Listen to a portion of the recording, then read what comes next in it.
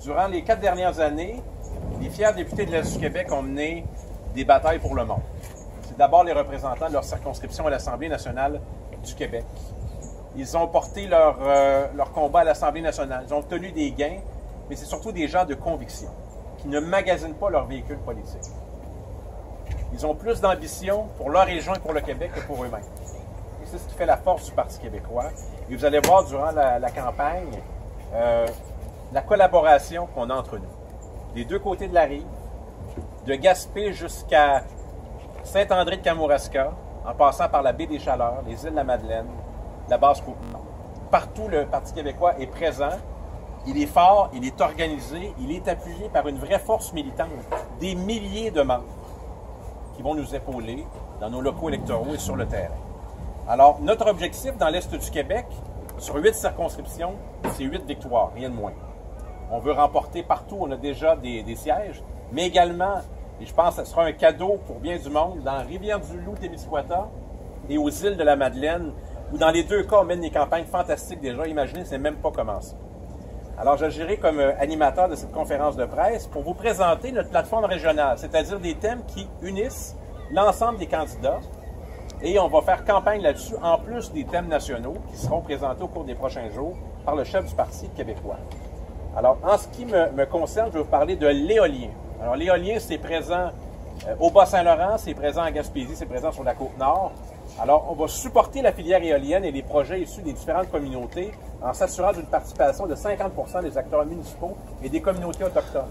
Dans l'Est du Québec, le courage qu'on a eu avec le gouvernement marois d'investir dans l'éolien rapporte des centaines de milliers de dollars annuellement dans chacune des MRC, dans chacune des localités rurales du Bas-Saint-Laurent et de la Gaspésie.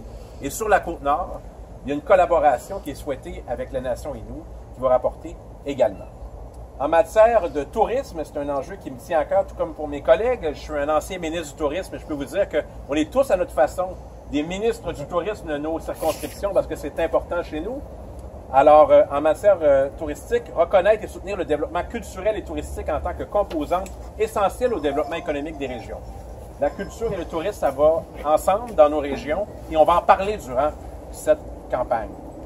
Un enjeu qui est important pour toutes nos régions, c'est l'accès à Internet haute vitesse et la téléphonie cellulaire. En 2018, chacun des citoyens, chacune des citoyennes mérite le meilleur service possible. Et le Parti québécois va déployer des moyens considérables pour donner accès à 100% de la population de nos régions à Internet haute vitesse et à la téléphonie cellulaire. Ça prend de la volonté politique et croyez-moi, on en a beaucoup de volonté politique dans cette équipe. Alors, c'est des enjeux qu'on met de l'avant. Ce n'est pas des enjeux nouveaux, mais ce qui sera nouveau, c'est qu'avec un gouvernement du Parti québécois, ça va se faire.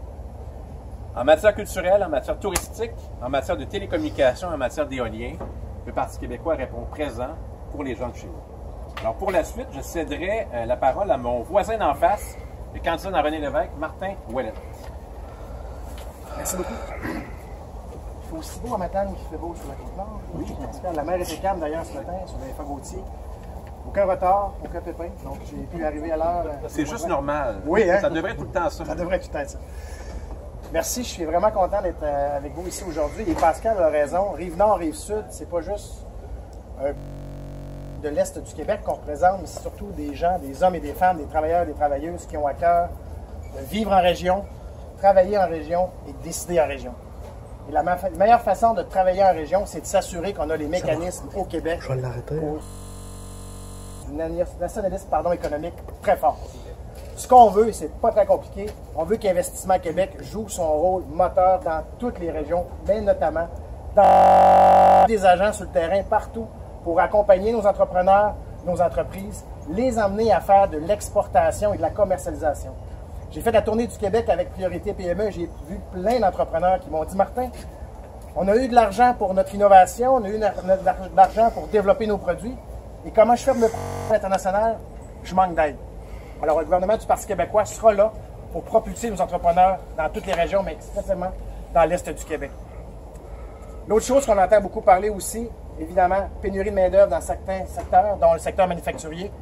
Au Parti québécois, on va s'assurer que quand viendra le temps de faire la sélection de nos candidats à l'immigration, on soit capable de faire l'adéquation entre la qualité des emplois disponibles en région et la formation. On va s'assurer qu'ils choisissent le Québec. Choisissent pas juste le Québec pour sa beauté, mais qu'on puisse les choisir, nous aussi, pour la qualité de leur formation et l'expertise qu'ils pourront donner partout à l'intérieur du Québec. Le nationalisme économique aussi, c'est la souveraineté alimentaire. C'est manger localement, c'est choisir des produits régionaux. Et ça, avec le Parti québécois, on va remettre ça dans l'offre partout au Québec. Et on va s'assurer que dans les assiettes du Québec, que ce soit des produits locaux et régionaux qu'on y retrouve. C'est sûr, évidemment, comme ancien porte-parole au transport, je ne pouvais pas venir ici et pas vous parler de transport. Sur la Côte-Nord, bien simple, 2 projets majeurs. Assurément, le prolongement de la route 138 de Kegaska à Blanc-Sablon. Il faut qu'on connecte le Québec avec tous les marchés du Labrador, avec Terre-Neuve. C'est une route commerciale et ça n'a aucun sens que présentement, on ne soit pas relié par la route. Alors ça, on en fait un engagement très fort. Même chose du côté du pont sur la rivière Saguenay. Il y a un bureau de projet qui est réétabli. Il y a des études. Alors nous, au Parti québécois, on va suivre ça parce qu'on trouve qu'il y a trop de pertes économiques lorsqu'on prend le bateau. Il y a trop d'entreprises qui ça leur coûte des milliers de dollars en attente parce qu'il y a de l'attente entre les 2 traverses. Et à ce moment-là, ils ne sont pas compétitifs pour avoir accès au marché. Transport, dit aussi transport interrégional. C'est correct que Montréal ait son REM, que Québec ait son tramway, que Gatineau rêve de se relier avec Ottawa. Et ça, c'est l'ensemble des contribuables du Québec qui y participent. Mais est-ce qu'on peut nous autres aussi rêver à notre transport interrégional et intra-régional?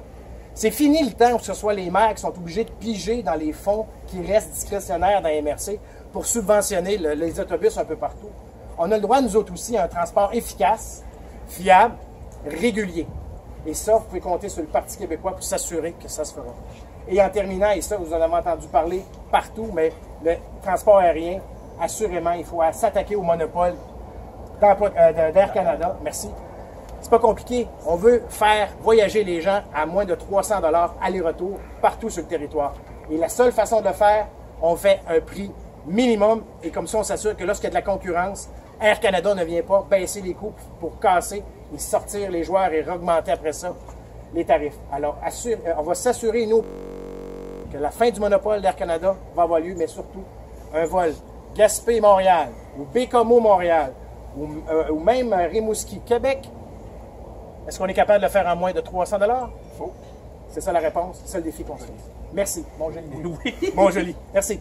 Merci, Martin. Tu as parlé de la sélection des citoyens sous l'immigration. Je peux vous dire que pour la sélection, les membres qui décident, les gens qui habitent notre territoire. Ce n'est pas un chef de parti à Montréal qui fait ça, c'est les gens d'ici. Prochain intervenant, notre député sortant de Bonaventure et candidat, Sylvain. Merci, Pascal. Écoutez, d'entrée de jeu, j'aimerais remercier mes collègues pour la solidarité qu'ils m'ont démontrée par rapport aux événements que vous connaissez. Et je tiens à vous dire que je suis en pleine forme. Je suis en possession de tous mes moyens. J'ai aucun symptôme, mais il va falloir que j'aille me faire soigner à un moment donné pour avoir une gueule de bois d'à peu près 33 jours de train. Écoutez, voilà. J'aimerais faire un petit crochet sur les transports pour la Gaspésie, avant de parler de Forêt Faune et Parc, qui sont mes dossiers. Moi, j'ai une réflexion là-dessus qui est la suivante. L'accès au transport est un enjeu démographique. Une région ne peut pas se développer si on n'a pas des moyens de sortir du territoire et d'entrer sur le territoire qui sont modernes, efficaces, ponctuels et accessibles financièrement. Donc, pour l'enjeu de la Gaspésie, l'enjeu démographique, pour moi, est associé étroitement à l'enjeu des transports. Donc, il y a aussi des vols de Gaspé-Bonaventure vers Montréal qui sont extrêmement importants. Donc, si on veut qu'une région soit attractive, des gens d'affaires qui ont des idées de projets, il faut leur permettre d'entrer et de sortir sur le territoire rapidement. Donc, c'est sûr que ça va faire partie des discussions lors de la campagne électorale.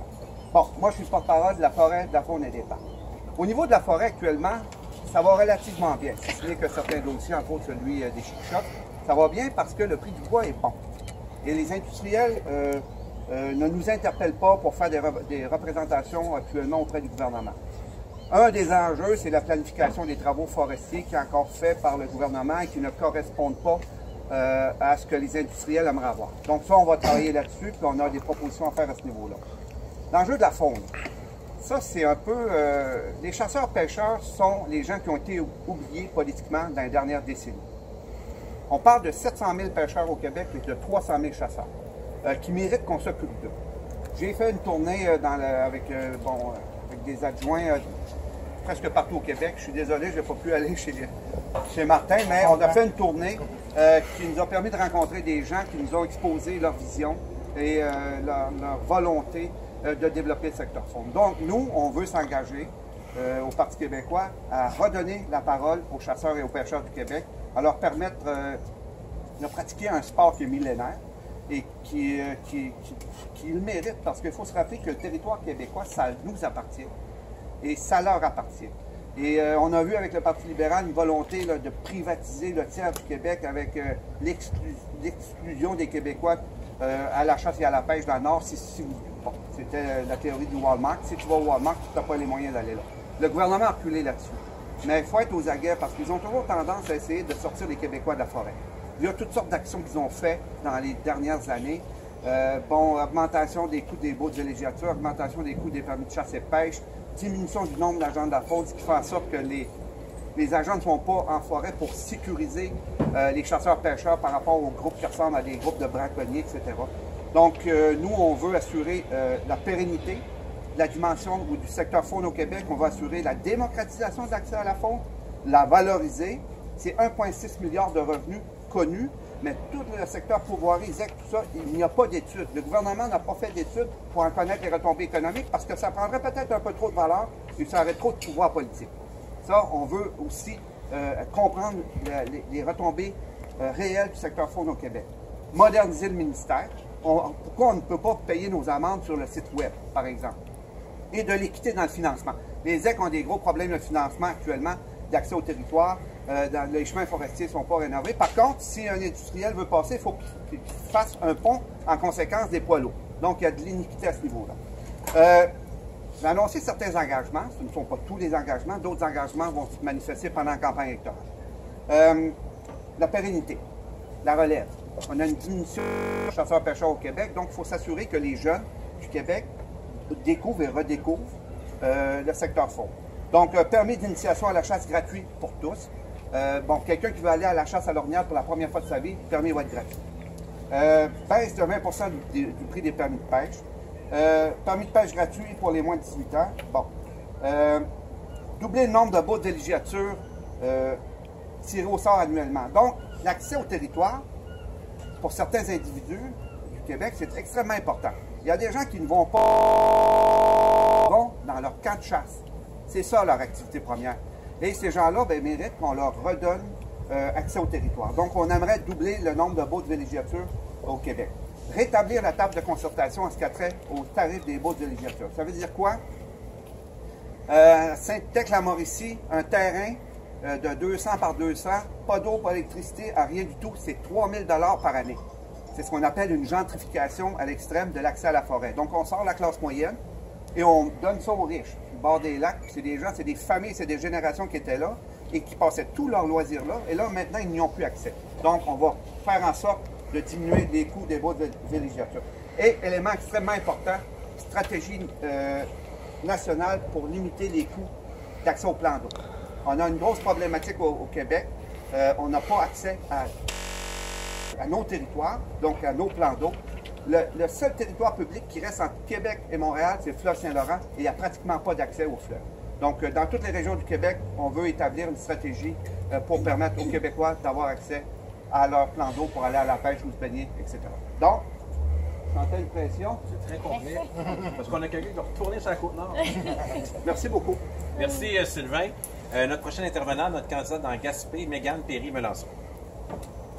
Bonjour tout le monde.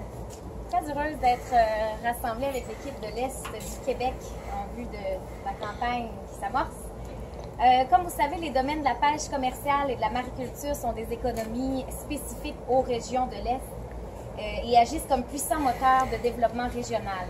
Il faut que ce soit davantage reconnu pour leur accorder toute l'attention nécessaire. Il faut soutenir la recherche et la productivité de ces industries, accentuer leur évolution vers le développement durable, la transition énergétique et numérique, et relancer et capitaliser la Société de développement de l'industrie maricole, communément appelée la SODIM. Pour ce qui est maintenant de l'éducation, l'éducation est nommée à titre de priorité nationale du Parti québécois. Dans nos régions, il importe de travailler de concert avec les institutions scolaires régionales afin qu'elle soit de plus en plus attrayante et qu'elle puisse continuer à développer des créneaux d'excellence tout en maintenant une offre de cours diversifiée et accessible. Par ailleurs, l'expertise développée par nos institutions scolaires en matière de formation à distance doivent être soutenues pour consolider l'offre de cours en région. Pour accroître l'attractivité de nos cégeps et universités, nous nous engageons à instaurer un système de bourses pour favoriser la mobilité des étudiants vers nos régions. Pour les étudiants de nos régions qui doivent quitter leur domicile pour les études, nous allons assurer un réinvestissement dans le programme d'aide financière aux études et voir à l'indexation des frais de subsistance.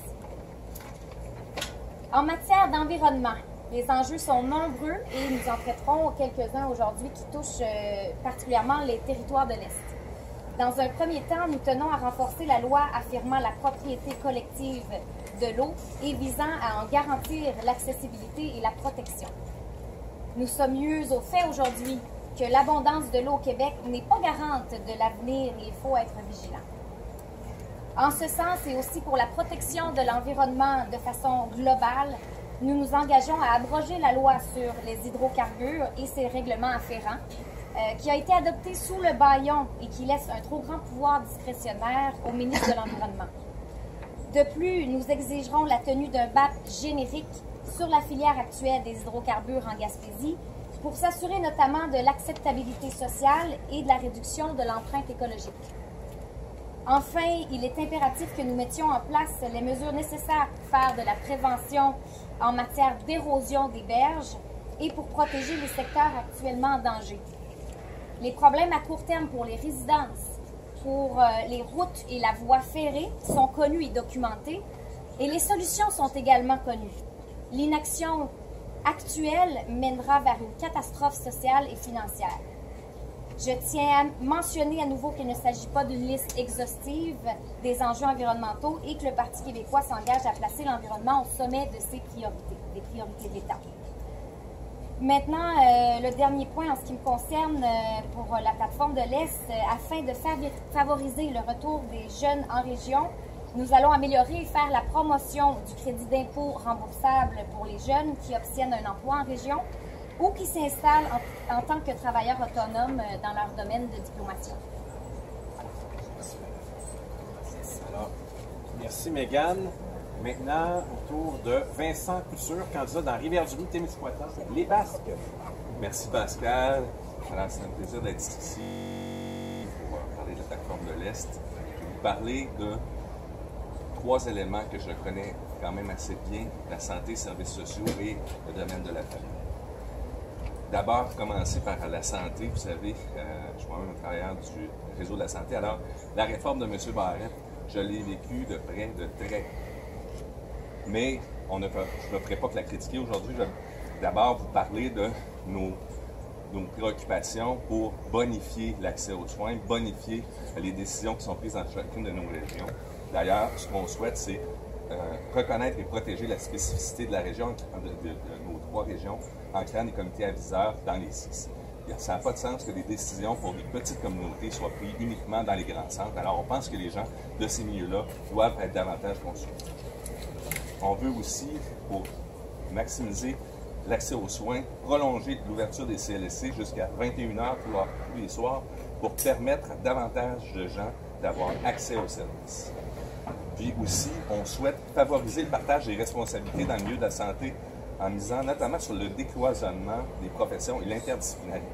Il y a des infirmières, des IPS, des infirmières praticiennes spécialisées qui sont en mesure de prescrire, sont en mesure de faire des diagnostics et actuellement, on ne leur permet pas parce qu'il y a un blocage du Collège des médecins. Alors, ce qu'on souhaite, c'est donner plus de place à ces professionnels-là, ainsi qu'aux ergothérapeutes, aux travailleurs sociaux, aux psychologues, qui pourraient faire davantage et ainsi décharger les épaules des médecins et ça permettrait d'améliorer le fonctionnement, la fluidité des services dans notre système de santé et de services sociaux.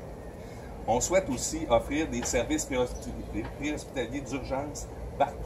C'est-à-dire qu'actuellement, il y a encore beaucoup d'horaires de faction, c'est-à-dire qu'il y a des ambulanciers qui sont de garde chez eux à la maison et qui doivent se rendre sur les lieux sur la caserne pour prendre possession du camion ambulance et ainsi se rendre chez les gens. Ça augmente le délai d'intervention de 7 à 12 minutes. C'est inacceptable qu'en 2018, on ne soit pas en mesure d'offrir des services hospitaliers d'urgence partout sur le territoire. Des services de qualité et qui vont délai nécessaire. On souhaite aussi, bien entendu, améliorer les systèmes de santé et services sociaux et s'assurer qu'ils soient partout sur le territoire. Plus des couvertures de services comme on a vécu à Matane, au Témiscouata et à la Pocatière, entre autres. Bon, je pense que c'est important.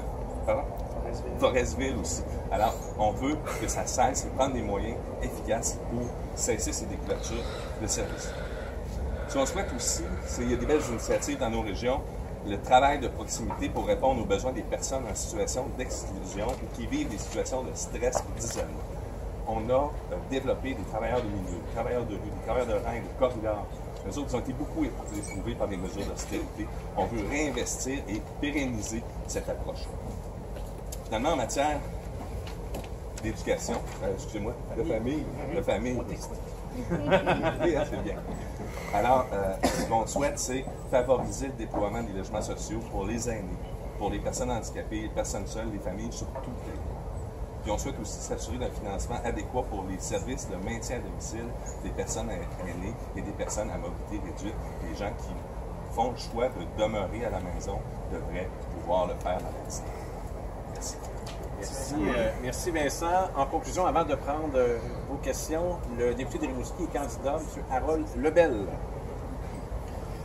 Salut tout le monde, j'ai juste 10 points. Ça ne devrait pas être trop long. Juste faire un peu de pouce sur ce que vient de dire Vincent par rapport aux aînés. Ici, dans l'Est du Québec, il y a une personne sur 4 qui a 65 ans et plus.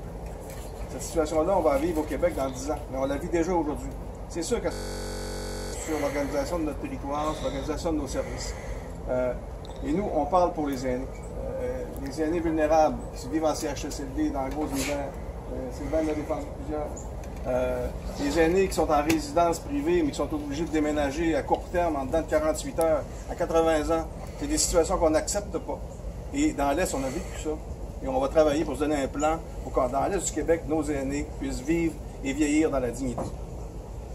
On va faire aussi par rapport à la pauvreté. C'est un dossier que j'ai toujours assez suivi.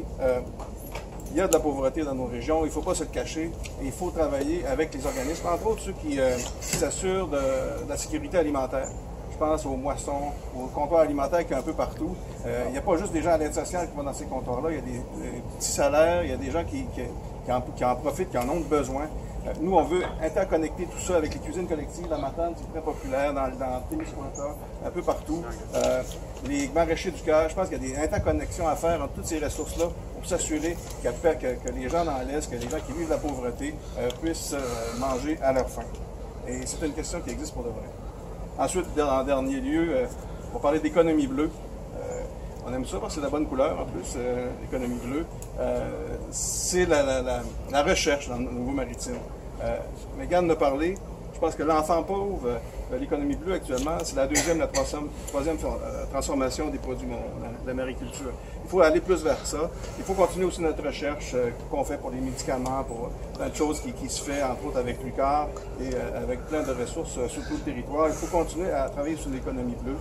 Il faut suivre de façon très particulière ce qui se passe avec le transfert de nos quais. Ils nous ont fait une belle annonce il y a quelques semaines. Mais vous avez tous compris qu'on parle d'un chèque qui nous serait livré en 2023. D'ici ce temps-là, il va y avoir 2 élections. Je vais vous dire, c'est un dossier qu'il faut suivre de proche. L'annonce a été faite en catastrophe pour sauver la peau du ministre D'Amour qui nous avait promis une vraie annonce. Et là, ce qu'on voit, c'est une annonce qui n'était pas prête. Il y a des intentions, mais là, il faut aller au bout des affaires pour voir qu'est-ce qu'on va faire, comment va se faire ces transferts-là, parce que ça a un impact majeur sur nos économies dans notre territoire, autant sur la Côte-Nord que de ce côté-ci. Bref, pour terminer, juste vous dire que je suis très fier de faire partie de cette équipe-là dans l'Est du Québec. Les régions du Québec, on a besoin d'être défendues à l'Assemblée nationale. Depuis quelques années, si je parle juste du Bas-en-Avant, il y a 5 députés dans le Bas-en-Avant. Maintenant, on est 3. Il faut parler plus fort. En Gaspésie, c'est la même chose, la Côte-Nord. Nous, Il faut parler plus fort, il faut parler de façon concertée, il faut parler de façon solidaire entre nous autres pour essayer de passer nos messages. Et on le fait à chaque jour à l'Assemblée nationale. C'est pas quelque chose qui est facile à faire, mais quand on s'entend bien, quand on travaille ensemble, qu'on a un même projet de société, on est capable de le faire et c'est ça qu'offre le Parti québécois. Un projet qui est basé sur nos réalités concrètes ici dans la région, un projet qui ne nous est pas dicté par le chef qui est à Québec, qui ne sait pas ce qui se passe ici, qui décide qui va être les candidats, puis décide de quoi ils vont dire. Nous, c'est notre base, c'est nos militants, dans nos congrès, qui avec nous autres ont travaillé à ce projet de société-là pour la région et on est fiers de le porter. Et on est fiers de porter ça pendant les prochaines semaines, la campagne électorale. Merci. Bravo. Bravo. Alors, en résumé, la première force politique de l'Est du Québec demeure le Parti québécois et on va en faire la démonstration à nouveau. Ils sont réunis des candidats et candidates qui sont tous des indépendantistes assumés. Ça ne change pas au gré là, des modes, des convictions, l'authenticité. Pour nous, c'est toujours d'actualité. Une note également qui touche le comté des Îles-de-la-Madeleine, de Gaspé, de Matane, de Matapédia. La Coalition Avenir Québec a toujours pas réussi à trouver de candidature dans ces 3 comtés, malgré des dizaines d'approches. Je pense que c'est révélateur également d'un parti qui n'est pas enraciné dans notre région et qui a peu à faire de nos